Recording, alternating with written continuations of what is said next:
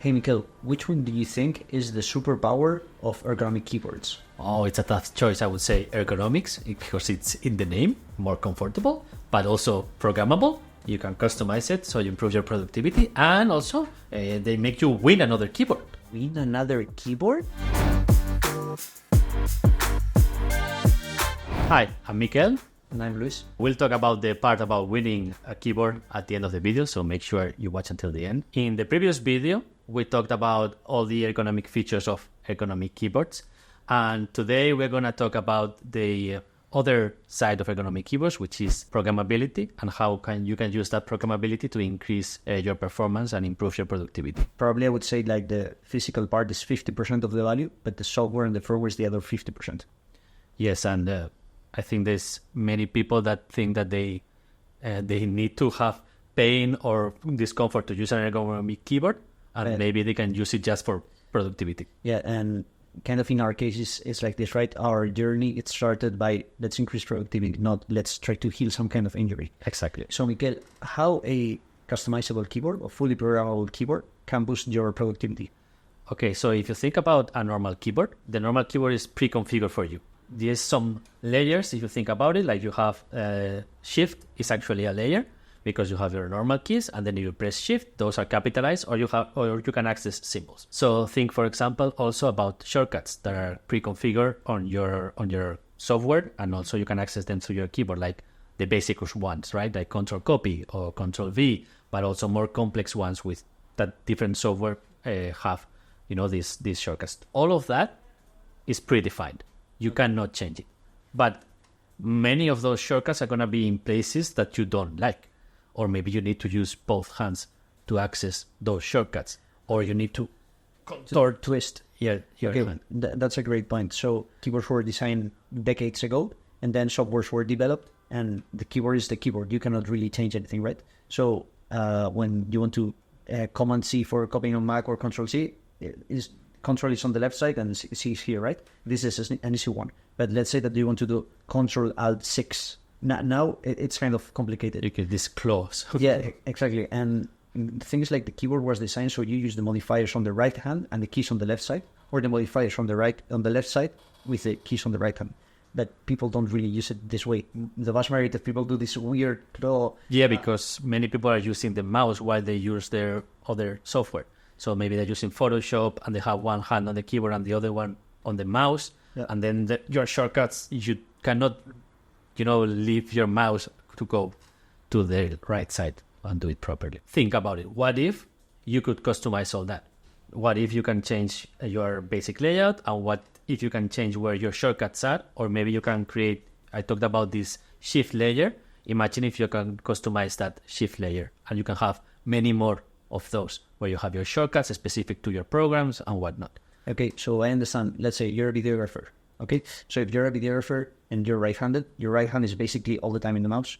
So then what you want to do is have all the shortcuts that you use constantly to basically chop the video, increase volume, fade, whatever you want to do. So you want to have all the shortcuts on the left side. So with a programmable keyboard, you can create multiple layers and rearrange them in a way that is comfortable for you. So no need for weird positioning, claw, whatever, right? And probably another important feature that ergonomic keyboards have that pair greatly with the custom layers is the thumb keys.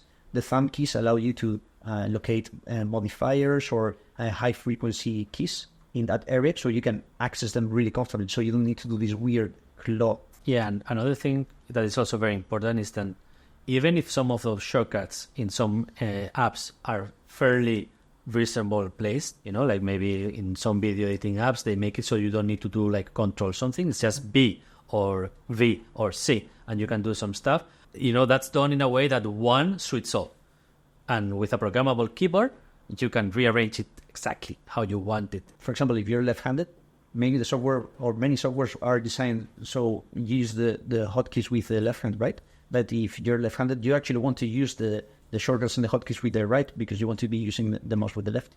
And it's very different if you're someone using a spreadsheet, the kind of shortcuts that you're going to use, or if you're using Photoshop, or if you're using CAD software, and so on. Yeah, right? Or Lightroom, or even apps like Notion or stuff like that. Exactly. You're going to need specific. Yeah, and what about you have a workflow that combines multiple apps? Then you need to learn all the shortcuts for all these apps, and that can be quite cumbersome. So if you're able to create layers and you can rearrange the shortcuts, then it's going to be so much easier because you can place them or locate them in somewhere that it's easy for you. So then that's how you can reach a higher level of productivity. Yeah, I think there's something that you mentioned about remembering the shortcuts, and there's so many shortcuts.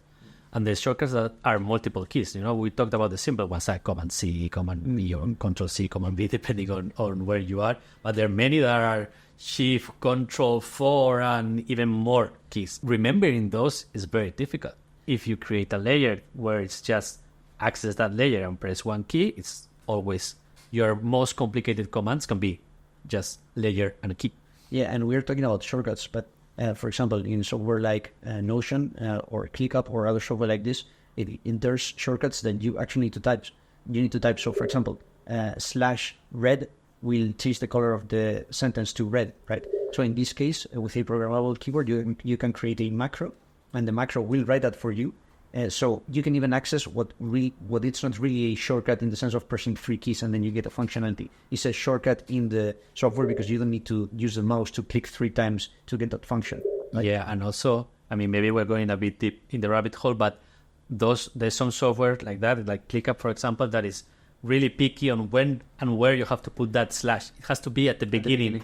Yeah. So you can even create a macro that moves your cursor to the beginning, puts the /red or whatever, and then moves the cursor to the end, so you can continue writing. Yeah, and you're saying this because we use ClickUp and we have these macros. I have that macro right there. Yes, exactly, for heading 1, heading 2, heading 3, and so on. So far we've been talking about how you can improve your productivity with specific programs, right? But many people, when they think about productivity, they think about typing faster.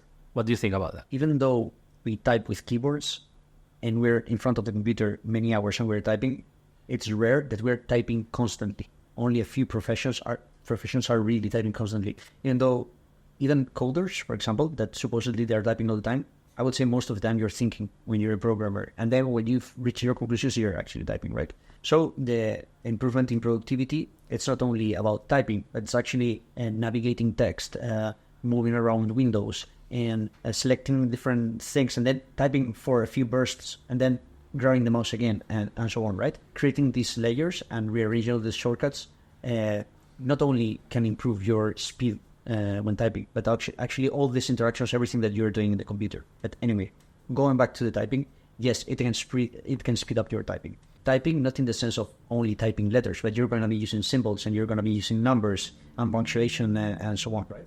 Yeah, this is something that when you see people that type really fast and they're speed typers and they do this typing test where they're 100 words per minute, their typing speed really slows down when instead of just typing words, they put symbols and other complicated. Yeah. And if you're going to be coding that you have a lot of symbols non-stop, yeah, then you can really see how your typing speed is going to slow down by accessing those symbols. So maybe we can talk a little bit more about how you can improve your typing speed or coding speed thanks to a programmable keyboard. Okay, so in the case of coding, they're using symbols all the time. Usually the right pinky is overloaded because many of the symbols are on the right pinky and you have to modify those symbols. You need to hit shift many times. Also, you're using the number ones, right?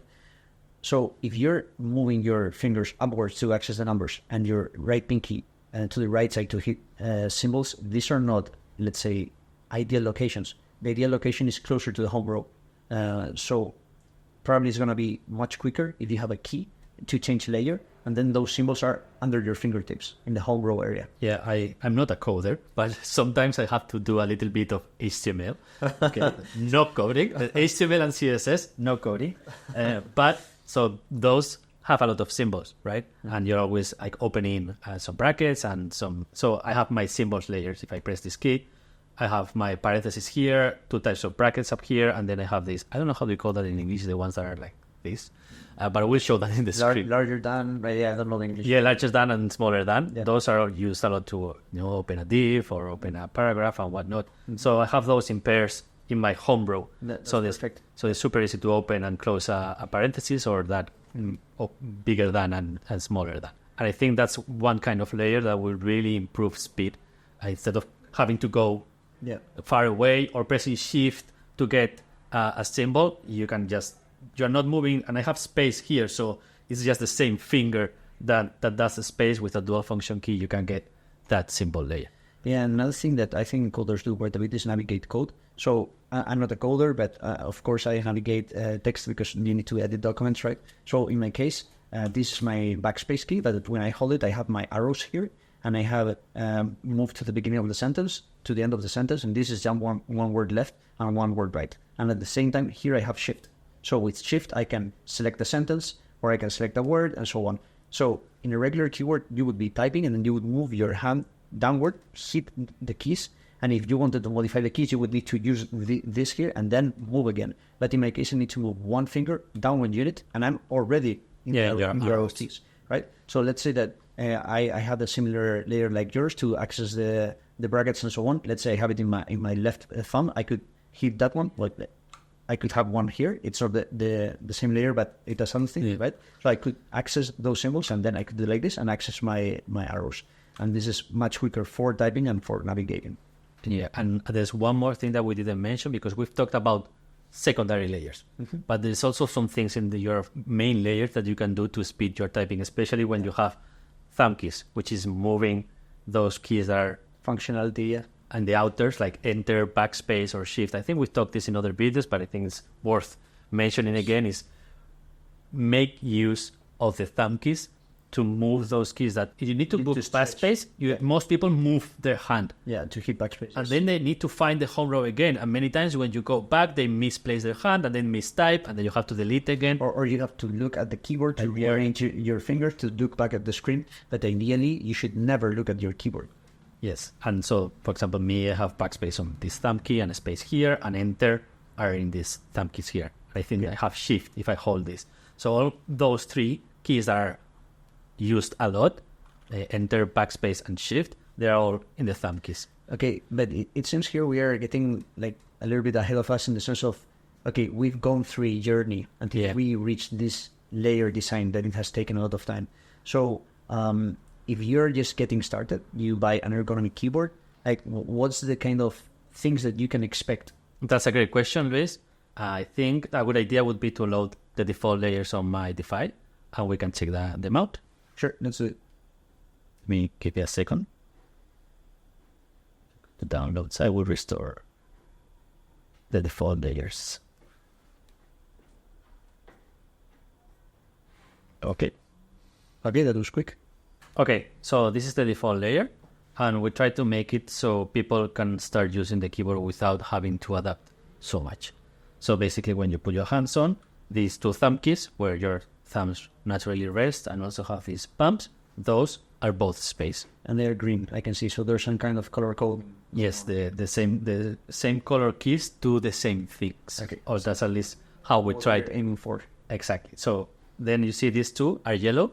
These two yellow ones change to layers. Okay. So we designed these two complementary layers, layer 2 and layer 3, that kind of add the keys that you might need to use, like we mentioned, the arrow keys or maybe F keys. Numpad. Exactly, the number pad, all those things that you would find on a huge keyboard.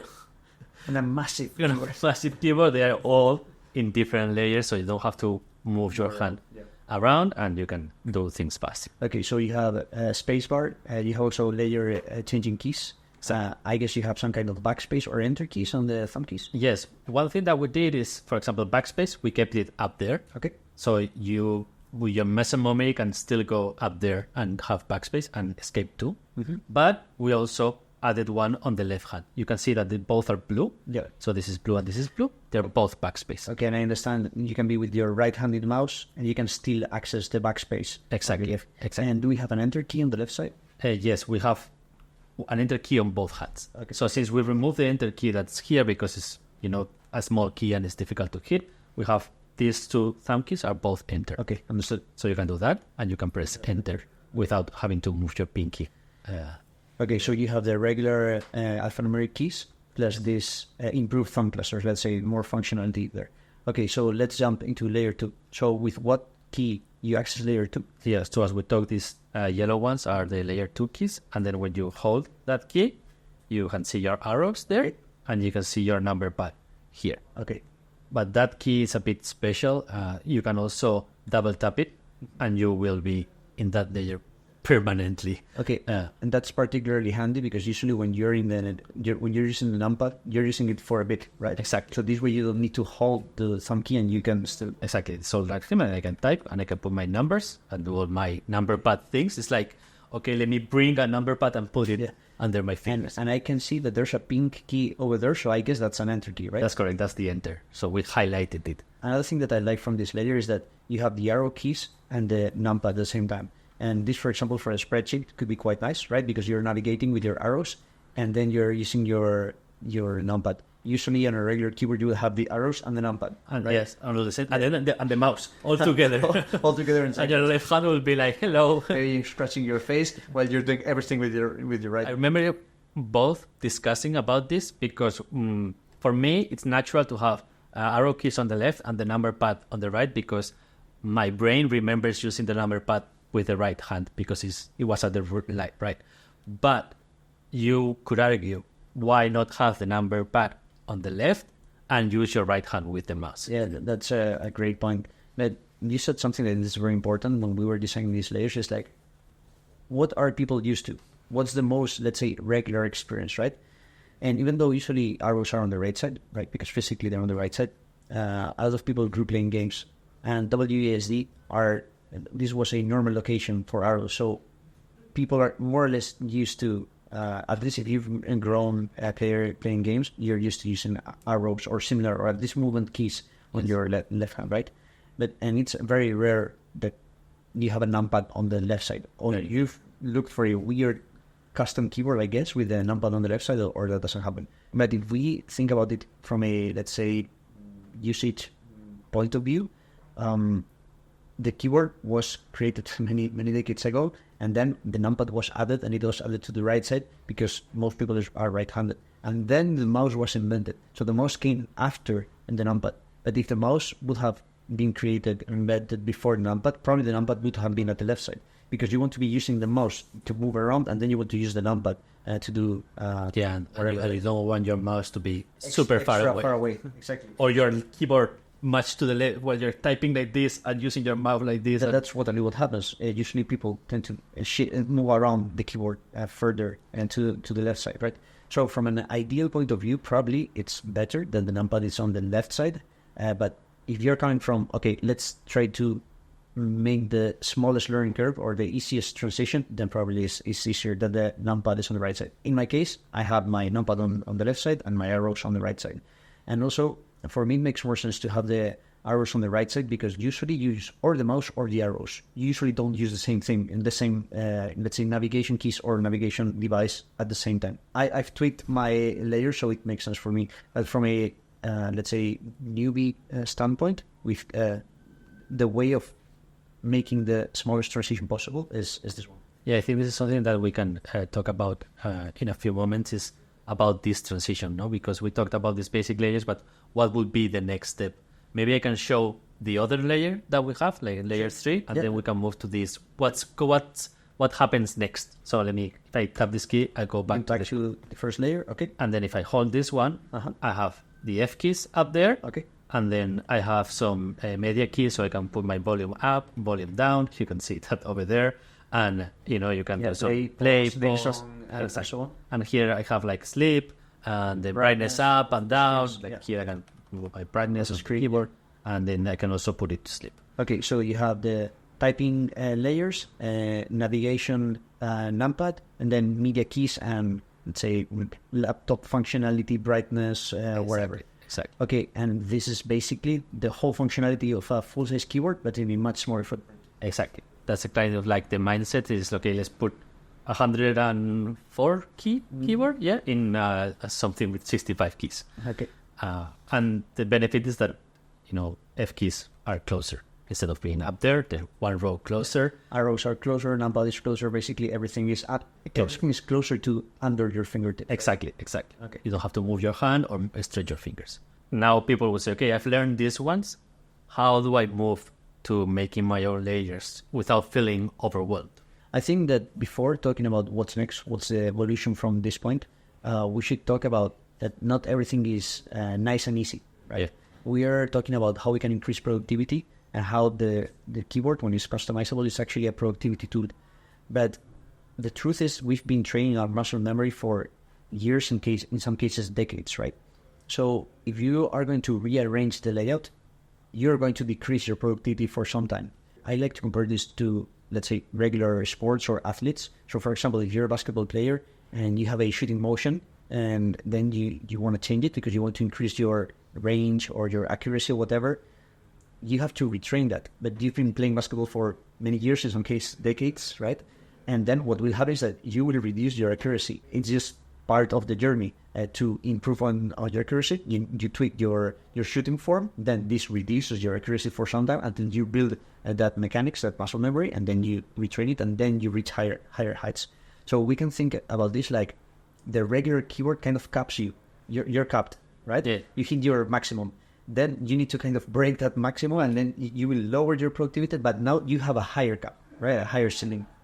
So that's something that everyone needs to be aware of, is that if you change things that are already muscle memory, this will reduce your typing speed, editing speed, etc. But it's just temporary. So it's temporary, and in a few weeks, probably you're over that hump and you're typing faster, or you're editing faster, or in Photoshop faster, or whatever. Yeah, I think it's also important to think, okay, do you have this improvement mentality that maybe if you're used to looking for apps that help improve your productivity or things that improve your productivity, this will feel natural. This increased cap will feel like, okay, something that I can explore, and you kind of do it gradually and you will enjoy it.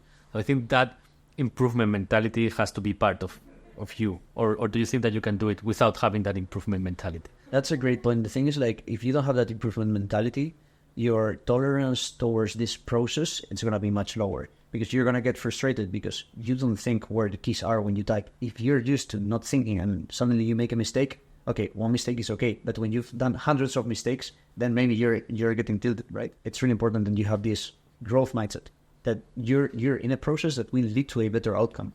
That if you're not in that growth process, you're not ready to change things. And if you're not ready to change things, well, you won't go through the struggle of this process, right? So I would say that, yeah, it's actually required, at least a little bit. The other thing is, like, maybe you can buy an ergonomic keyboard that it's set up with these base layers. These base layers are already better than a regular keyboard, and you just tweak a couple of keys. If you just tweak a couple of keys, then you're not going to suffer so much of this change, right? Although you need to have in mind that already keys are doing different things, right? So if you approach it from that point of view that, okay, I'm going to learn these base layers and nothing is going to change, then maybe you don't need so much of this growth mindset. But if you're in that mode that, okay, I'm going to learn these base layers, and now this is the beginning of my journey, I'm going to keep on improving and optimizing until I feel I hit my peak of productivity, and then for sure you need this growth mindset. Okay, that's a good point. And do you have any tips of these next steps now that we talk about this growth mindset? This is very personal. Every journey is different because every person does a different thing. Every person uses a different set of softwares. So the way that you rearrange your keys, you prepare your shortcuts, you use your macros or your super keys or whatever, is going to be different. So growth mindset, patience, these things are very important. And there's ways that you can simplify how you are learning your layers. So for example, when I was learning to use the DeFi, I removed a few of the inner column keys and some of the thumb keys, because I was transitioning from the wrist to the DeFi. And in my case, my right hand would always move one column two inward in some kind of way. This was that there's one extra column. Even though I don't look at the keyboard when I'm typing, maybe with my peripheral vision, this was affecting me. So I removed those keys, right? So there's little hacks or tricks like you can do, remove physical keys. And in the same way that you remove physical keys, you can remove digital keys in the sense of you can remove functionality. Yeah, so the no key there. Exactly, you can have a no key. And that you have 8 keys per thumb doesn't mean that you have to use the 8 keys. You can start with 2, 3, 4, or whatever. And the other thing is, like, if you're going to swap functionality, so let's say that you have a caps lock, the caps lock key on the left side, and you want the caps lock key to be enter. The best thing is that you deactivate the caps lock completely. So you, let's say, de-learn or unlearn that there's something there. And once you don't use it anymore and you are used to using caps lock somewhere else, then you will enter. Because if you just flip it, if you just change the functionality, every time that you want to hit caps lock, you will hit enter. And when it has happened 10 times in a row, you will go crazy. Yes. Okay, so it's better to deactivate the functionality and then add the other one. So there's people that learn really fast and maybe they can just drop a functionality, but for many people, it won't be that way. So in my case, some keys, I could swap functionality and I was okay. Other, I just went crazy and I had to remove functionality and let's say, forget that key was there, relearn it in another position and then add the functionality. So yeah, there's a few tweaks, but time is required, patience is required. And also it's let's say a journey that you have to look inward because you have to analyze what you do and how you do it. And there's a lot of people that, because they've never really thought how they do what they do, because a keyboard is just a keyboard, it's not a productivity tool, right? So they've never looked inward into their process. And that process of looking inward sometimes is weird because you discover that you do things in a particular way that you didn't expect. So you need time also to analyze yourself so you can optimize yourself. Yeah, I think other thing that has, for example, helped me on my own journey is looking at other people's layers. So maybe you cannot use them straight away as is, but they've helped me. For example, I remember when I joined Digma, I looked at your layers. My layers look nothing just like yours at the end, but looking at your layers inspired me to think, oh, that concept, that idea, this is possible. I will do my own version of that. But you inspire me to create like a Notion layer or a ClickUp layer for the software that we use, and that has inspired me. And I think that connects with one project that we're working on, which is a layer sharing platform, and connects with, I think, what many people have been waiting is, how do I win that Digma keyboard that was mentioned at the beginning? So I think we can connect to that and explain that a little bit. For a long time, we've been wanting to create a layer repository that can help people find inspiration for these layers and even download them and put them on their keyboards. Try them and experiment. And it's been a long process. It's taking a bit more time than we wanted, but we're close. So now we are asking you to help us populate that layer repository. And we've prepared a little contest. We'll call it layer tournament, which feels nice. Feels nice. So we prepare like a form where you can submit your best layers, the layers that you think that are more interesting. We will put the link here. I think it's digma.com/layers. Okay. So you can go there. There will be a small form where you can upload the layer and then put a little explanation on what this layer is for, or how you designed this layer, or how do you think that people would benefit from this layer. And with all those layers, we will curate them and select 16 that will participate in this voting tournament, kind of like a Euro Cup. Like a Euro Cup, with how we call it in English. I think it's the 16th round, and then the quarterfinals, and then the semifinals and finals. Mm-hmm. So we will do that all in our Discord, which you can access at digma.com/Discord. And we will do that tournament once we go through all these layers in a couple of weeks, and people will be able to vote them. And the winner, the most voted layer, the one that goes to the final and wins, will win a Digma keyboard, maybe a Race 2 or Digma D5, whatever they want. Okay. And also, for everybody that participates, we're going to give away different vouchers for our shop, $100 vouchers and $50 vouchers for the shop. All the details will be at digma.com/layers. So we really hope that you participate, that you send us your layers, and with all those layers, we will populate this layer sharing platform. Okay, so I have a question. Can I participate? You already have a Race 2. Nobody has a Race 2. And a D5 too. I don't know. Maybe I love competing too. So, okay. So just to go over this tournament. Okay. So we want to create a platform where we are sharing layers of the community with the community. So they can experience this. So you have this here. I use Photoshop. You use Photoshop. How you've arranged your keys, right? Exactly. So people will be able to upload these layers to a platform. You will be able to see them on that platform. You will be able to see them. Okay, so this platform that we're creating a tournament where anyone can participate. Doesn't matter if you have a DeFi or a race. So that's a very good question. If you can download Basecode and you can use virtual keyboards to create layers and experiment with layers, even if you don't have one of our keyboards.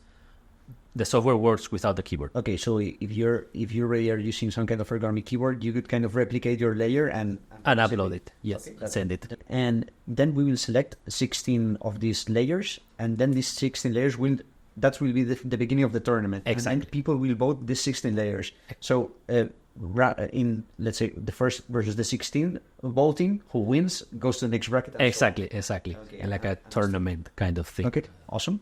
Well, I think it's a great idea. To be honest, I've been wanting this platform for literally years. So I hope that we can get some awesome layers. So please send your layers at dygma.com/layers. We have a form there where you can upload it and put a little explanation of what your layer is for and how you designed it. And the deadline to submitting your layers is July 11th. Okay, and when this tournament is done, we will do a video talking about the most popular layers. So if you're interested, let us know. And if you're extra interested, send your layer, because maybe it's one of these top 16 layers that we may cover. And if you're lucky, you can have an awesome DeFi or awesome race. Thank you for watching. And if you want to also leave in the comments what other topic we should cover, please do. And I think that's it. Thank you, Luis. Thank you, Miguel. And thank you, everybody. See you. Bye. Bye.